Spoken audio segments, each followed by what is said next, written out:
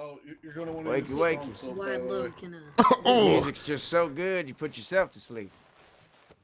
Sorry, coming through. Sometimes I enjoy my drink a bit too much and I fall asleep at the piano here.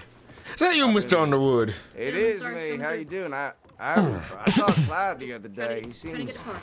a little dizzy, but he seems fine.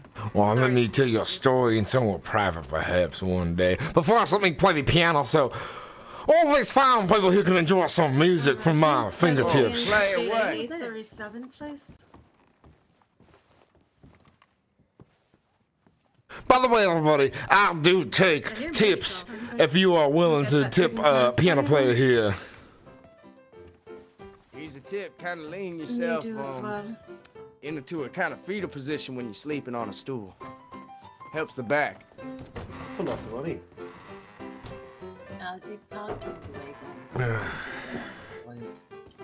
I did move out of the road. No, I'm kidding. By the way, Mr. Underwood, how have you been since the last time I've seen you? Drunk.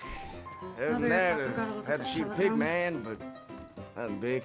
That's how it goes sometimes, I suppose. Yeah, inbred pig man coming through town, blazing speeds, screeching. Now, who's the crockless man who was sleeping with the gators? Well, it ain't the gator man. I'm surprised. I wanted to find that tubby one kicking the cat that other day. Well, I've seen him around, believe it or not. Not today, though, unfortunately for you, but I've seen him around. Next time I see him, I'll be sure to bring him in here. Yeah, you can even give him a good old wallop and tell him to not touch small animals I'm gonna anymore. take a nap. 1 second. It helps. Well, I can do that for some catch, of course. Oh yeah, just let me know. Take the lock of his hair or something off his head. As proof. Da, da, da, da, da, Make sure you rip it, da. This song is perfect tune. And when you see the man who wrongs you, you know this song means nothing good. Da da da da da da da. When you see the man who's wronged you, and you hear this tune right here, you know that man is doomed. Just bring a piano with you and play it when you're about to hurt someone. I should, because this right here is my favorite song when I'm playing the dizzy tune of something who is something doomed. You didn't see what happened to that little fellow who ate the pickles there, did you? I don't know where he went. I saw him. He might be at the. I'll check. He might be at the general store. He needed to change I'll the check pants. the house. It might still be open. It might still be there. Mr. Underwood, by the way, after I'm done with the song, I will join you in conversation when you're ready. All right. Yeah, no problem.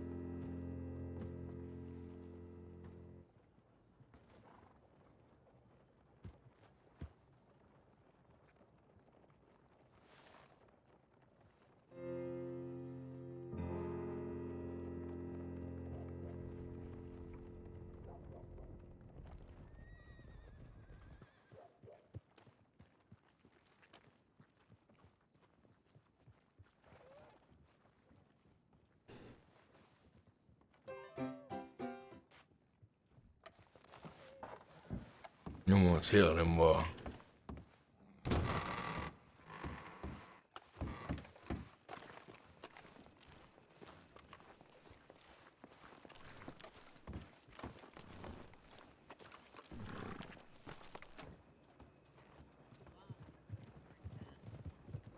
I know, they're quite everywhere. Oh, don't be careful. It's fine, by a chance, have you seen a man named Mr. Underwood around here by any chance? Underwood? No, Only at the saloon. I haven't seen him, yes, but you might want to check the saloon. He's been here for a while. Well, I'll just mention by a little bit, then him and I have some business to discuss, of course. Thank you, Miss Friend, by the way. Perhaps I might stop by here for a bath or two, perhaps. Oh, we're fantastic. Looking forward to your next visit with us, my dear. Well, I am too as well, Miss Friend. I hope your service is just as delightful as the last time. Oh, you can bet your bottom dollar it will be even better the next. Well, that's good to hear, ma'am.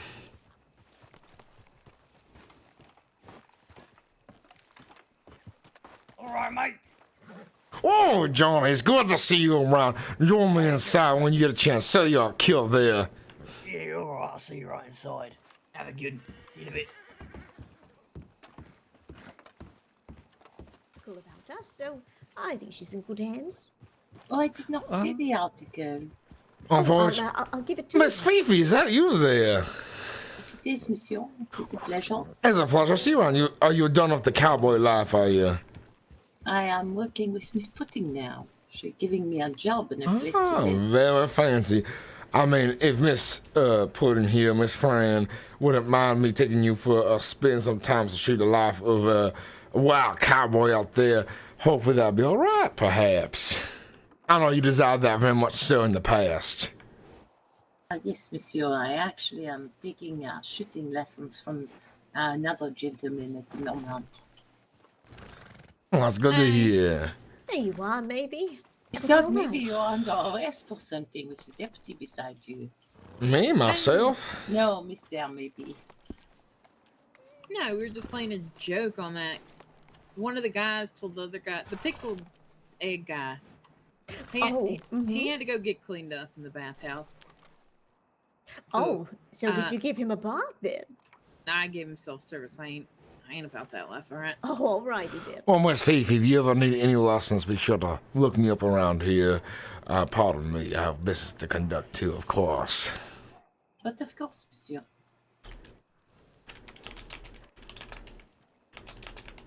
But anyway, maybe in good news, we've already paid the business up front an additional 3 months in advance. Oh, nice.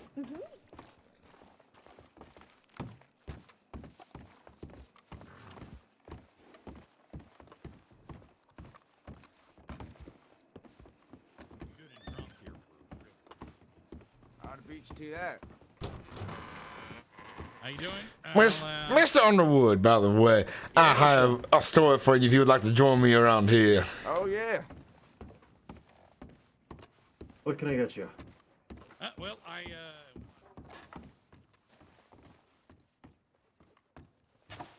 This way, sir. All right.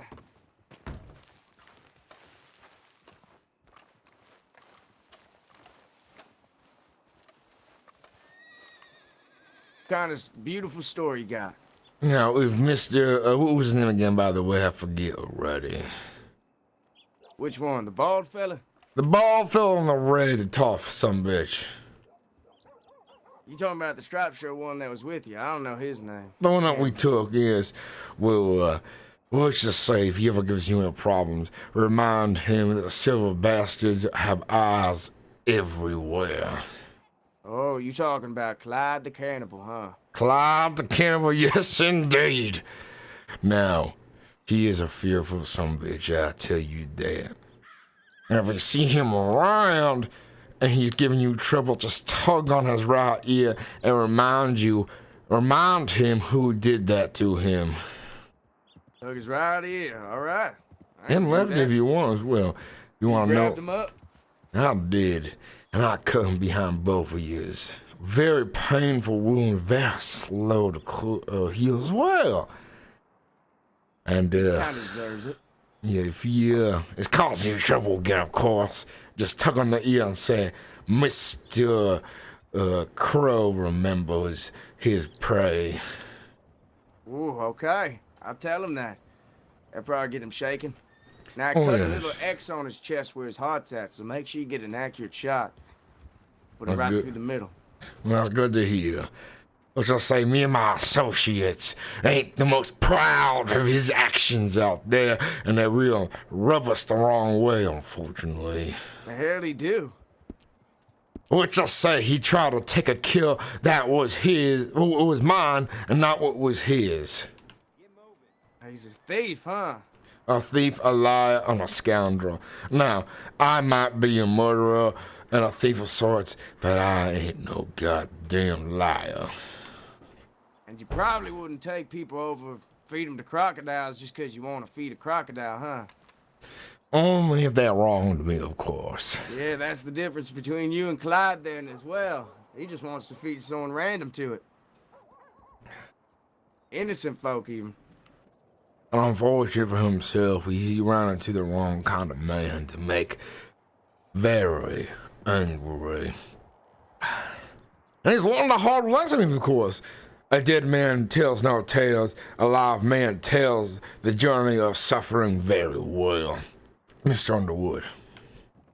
Yeah, I'm feeling like I want to be one of the no-tales kind of people. That's how I am. Well, depends. Depends if you are wronged and you want to make sure that wrong never happens again, Mr. Underwood. I guess so, yeah. I mean, I've been wronged by a few folk. Gotta do what you gotta do sometimes to get back at them. Now, Mr. Underwood, I seen how you act during the situation with Mr. Baldy there in the red shirt. I forget his name again. Perhaps you might be interested in some other work. That might be a lot more dangerous, but more rewarding, of course. But I should warn you, it's definitely a lifestyle over luxury for sure. That's kind of how I've been living my life mostly. Kind of depends what work you're talking. Let's just say sometimes the government frowns upon the shit I do out there, Mr. Underwood. You're an outlaw, huh? I want to say for sure I do run a business, but sometimes, you know, the laws change and you know how things are, Mr. Underwood. Well, as long as these are morally applicable, I can help out. Try and turn a new leaf. Now, Since I've been back. what would you say my morally applicable by your own standards, Mr. Underwood? I mean, if a man wronged you, it kind of depends how he wronged you. If he stole something, best just to give him a good old warning. But if he killed a child or killed a woman or something like that, then, well, then something different. Well, I'll tell you then, the life of a bounty hunter can be quite dirty, Mr. Underwood. Perhaps you are not fit for the kind of work I do then, which is unfortunate but acceptable at the same time, because everybody does have their own lives to live, of course, which I understand. Well, I mean, if a piece of paper tells me they want it dead or alive, well, it's a flip of a coin for them, I guess. Well, perhaps I'll keep that in mind then, if we find somebody who is undoubtedly on the wrong side of the law then. Yeah, I mean, if they, crazy folk and all that, I'm always down to help. But I'm just not gonna shoot a folk if I don't know what they did and feel like it was really wrong. Not anymore. Well, that's fair enough. It seems like you got a good head on your shoulders, though, by the way, boy. It's good to hear. Mr. Crow was, is that what I call you? Oh, Crow's a nickname. I told Mr. So-and-so, the cannibal there. What was his first name? It's Clyde. Clyde the Cannibal. Clyde, yes. I told Clyde that there are crows and ravens everywhere who see his movements left and right, and that he should act carefully next time he's in Valentine. And next time you catch him acting up, just let me know, because then the raptors will come to bite. All right, I will do. If I don't bite him first. That's fair enough. I was hoping you would be around for the ceremony we gave him. Unfortunately, we waited by the campsite, but you were long gone before the storm was over. I apologize for that. Matters and all of them. No worries. But like I said, give him a tug on either ear if he is wronging you, because you will notice a nice cut behind the ears that's very fresh and very sore. You better hope that I know my own strength and I don't tug it right off. Well, say you rip it off, it would be unfortunate for the other man. Well, Mr. Underwood, it's been a pleasure talking to you, of course. I'll see you around. Yeah, see you in the saloon.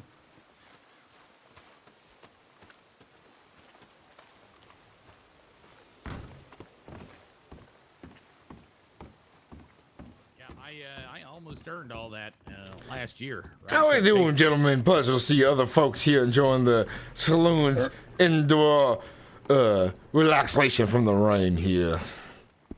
Yeah, well, I mean, it ain't outdoors, it's indoors. Yes, for sure. Yeah, don't drink any of that pickled juice over there. Well, I know my lesson there for a while ago. Mr. So in the red hat serving the drinks. I have not seen you around here before. You're new around here. Not quite, but mostly. Mostly. What's your name? You don't mind me asking, of course. Oh, no, of course not. But can I get you anything? I would like one beer, please.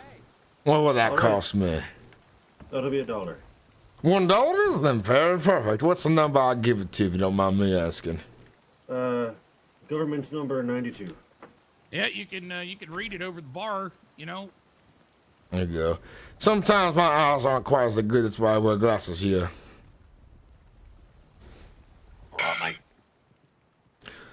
By the way, I'm gonna give you $1 more for Mr. Johnny here as well. Oh, cheers, Governor. Love a pint.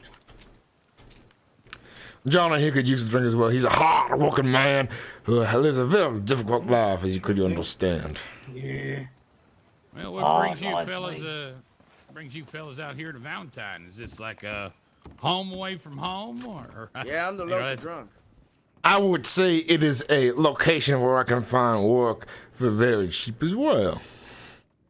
Oh, all right. What kind of work? Do you do? There you go, sir. Cheers, mate.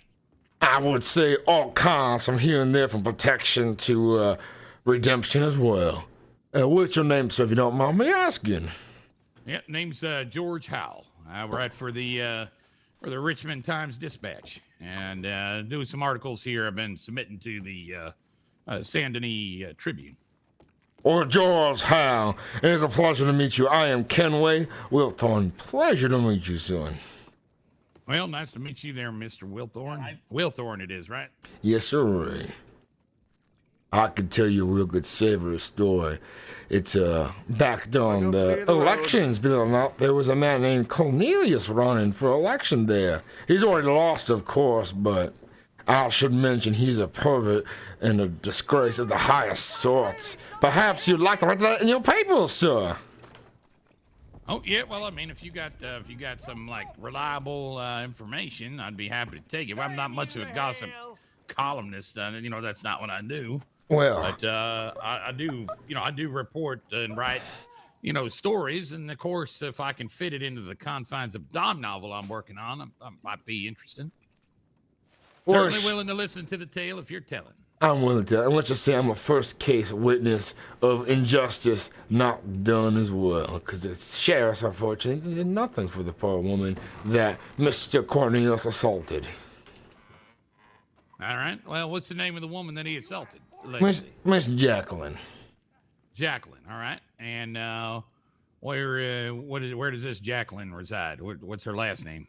I don't know her last name, but it took place in Rhodes. All right, in Rhodes. All right, yeah, I've been there, right next to Saint Denis. You know that kind of a quiet town, although it's got a nice that nice parlor house down there. You know, the fancy saloon there, you say. Well, Miss Jacqueline there was taking a sleep inside the saloon, and the politician Cornelius woke her up to him watching her sleep, and decided that he would try to con her out of her room and force her out of it by saying it was his. Of course, most folks didn't take kindly to that. We approached him about it, but he was very rude. In fact, indeed, he called me a scar-faced buffoon, and I do apologize for my anger. In my anger, I did strike this man. But out of self-pettiness, he was not willing to strike another man back. In fact, striked the Miss Jacqueline herself standing next to me, whom I was defending. And we took her to the sheriffs, and they were not willing to dispense justice whatsoever for an assault upon a woman. Could you believe that in the time we live in? Well, I mean, it could have been because he's a politician and all, you know, or they probably weren't want to run foul of him unless it was real serious. It could be 100% proven, you know. Dumb bastard. I can understand that, but he's officially lost the running this time. Mr. Clint won the race, and Cornelius had lost the race. So now his name could be defamated all over the place with ease. I mean, even though he's in office, shouldn't stop people from telling the truth about him. Yes, sir. Right. No, I'm just saying, you know, you got to give an eye on how things work. You know, somebody's going to be, you know, in a powerful, you know, you kind of get position of person of power, you know, that could affect your job. You know, you think twice about that. I understand that from your perspective as a man who works for the papers, no works. And the politicians have a lot of reign over your destruction, unfortunately, son. I understand how it is. Well, I mean, you ever heard the term penis is mightier? Sorry, what was that? Tell me one more time. Yeah, it's the penis is mightier. That's it means Shows that your pistol there. it means that a pen or a pen can do wonderful things. You know. No, I'd say I've heard the line before, sir. Yeah, well, that's interesting. So what was this fella's last name? McAllister? What was it? Cornelius? If anybody knows the last name of this man, I forget, because unfortunately he only introduced himself as Cornelius. Probably as a tactic to save his hide. But Cornelius is a very unusual name. If you relate to the man who was running for office, it makes it a very death-threatening situation there, as you can understand. Well, I imagine now, has this fella got a business he runs around town or, around these parts or what? I'm not sure, but I know he was running for office for sure pretty hard. And at this point, he's lost pretty hard, considering that majority of the folks were disgusted by his acts in the past, of course. And, well, it sounds like he got the justice he deserved, sort of, in the end. I mean, he got humiliated, and nonsense. Sounds like he sure? got... Sounded like your voice. Sound like he got, kind of run out, lost by a lot. You know, unfortunately, I even heard he was shot in the leg as well for his crimes, too. Watch the chair, Jesus. Oh, interesting. Who shot him? Was that Moonlight Danger by any chance? I have no idea who shot him. I heard about it through hearsay, of course. Yeah, that there fella, Moonlight Danger, you could just look in his eyes. He's got that look about him. You know that certain look? The kind that you hear about only in dime novels? The most devastating and sinister look around. I can imagine that myself. Yeah. I'll bet he's got a name for his gun, too. They I all will. do, you know. All the worst villains always name their weapons, such as Retribution or whatever. Yeah, Floppy. I heard somebody named their weapon Floppy. I don't think they were talking about. I heard John over there named his gun Mick Hardstick. Who? Me? Is that Hank? Mick Hardstick. It is what Hank. What do you mean, Mick Hardstick? How you doing, boy? I have no idea what he means by it, of course. Yeah, no offense meant by it. Come on, man. Now, Mr. Johnny, join me for a walk. And by the way, newspaper man, what was his name one more time? It's George Howell. George Howell. It was a pleasure to meet you. My name is Kenway Wilthorne, and I will be separating from this conversation here, but I hope to see you around, sir. Hopefully on the right side of history, of course, because I know sometimes My lord. some of you folks write yourselves into back corners I've seen in the past. You sound like a good fella. You like a drink? I would enjoy a drink, but there's a lady calling my name who wants to give me a bath. All right. If her name is Pinky, you got tricks. I will not ever let Pinky give me a bath. But, so by the way, Marv was a friend of mine, and I do appreciate him a lot, and I appreciate you for being part of his family, by the way, sir. Yeah, well, I try my best, you know. Perhaps we'll drink together and forget our sorrows about the past and the lost. Oh, yes. I'm going to put together some sort of memorial thing for him, I think. Well, I'll be sure to donate in gold this time. Oh, I'd like that. You take care, sir, and you enjoy yourself tonight. And if you're still here, I will join you in the drinking, a celebration of life and death. Oh, yes. Pardon me. Pardon you. See you later. Have a wonderful evening.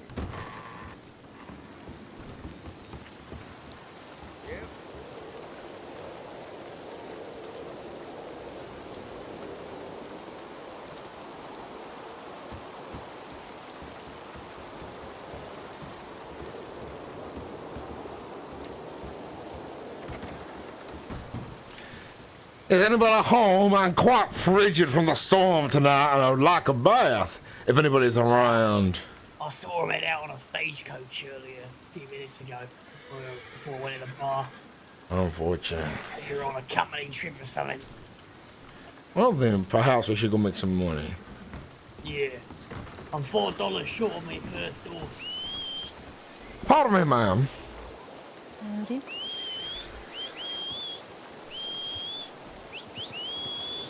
Oi, mate. You ain't having to have $4 a couple, can I?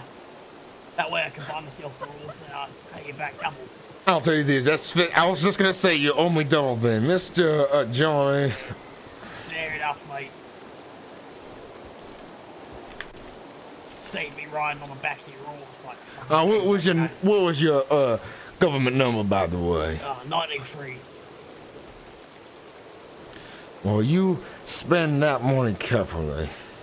Oh, I'm gonna get myself a horse right now. Tired of fucking stealing him.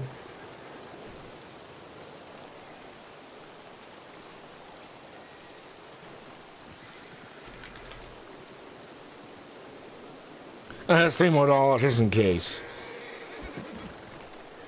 Don't think I got it, mate. 93.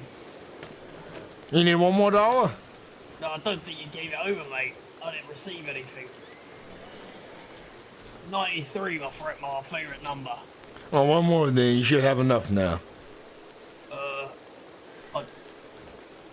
You sure you gave me that money in the first place? I gave you $3 and I gave you $1 more. I don't think the first time I messed up by accident. Oh, right. I think I'm still understanding. Anyways, I'll give you $20. You pay me back $40. I just need $3 now, mate. That's all I need. I don't think you gave me the first properly. I think something went wrong or something, mate. Take the cash and hurry up real quick.